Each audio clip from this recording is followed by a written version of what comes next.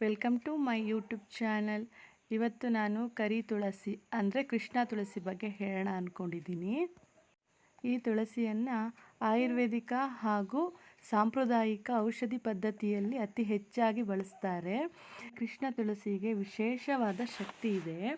ಇದನ್ನು ರಕ್ತದಲ್ಲಿನ ಸಕ್ಕರೆಯ ಪ್ರಮಾಣವನ್ನು ಕಡಿಮೆ ಮಾಡಲು ಇದನ್ನು ಬಳಸ್ತಾರೆ.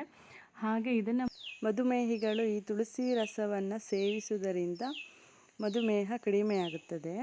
ಹಾಗೆ ದಿನ ಒಂದೆರಡು ಎಲೆನ ಬಾಯಿಗೆ ಹಾಕ್ಕೊಂಡು ಅದನ್ನು ತಿನ್ನೋದ್ರಿಂದ ಬಾಯಲ್ಲಿ ಬರುವಂತಹ ಕೆಟ್ಟ ವಾಸನೆ ಬೇಗ ಕಡಿಮೆ ಆಗುತ್ತೆ. ಈ ತುಳಸಿ ಕಷಾಯ ಮಾಡಿ ಕುಡಿಯೋದ್ರಿಂದ ಸಾಮಾನ್ಯವಾಗಿ ಬರುವ ಕಾಯಿಲೆಯನ್ನು ತಡಿಬಹುದು. ಈ ತುಳಸಿ ರಸದ ಜೊತೆಗೆ ಒಂದು ಕಲ್ಲುಪ್ಪಿನ ಬೆರೆಸಿ ಸೇವಿಸೋದ್ರಿಂದ ಒಣ ಕೆಮ್ಮು ಬೇಗ ಕಡಿಮೆ ಆಗುತ್ತೆ.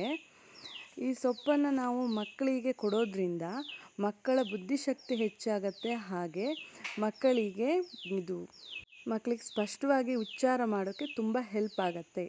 Thank you.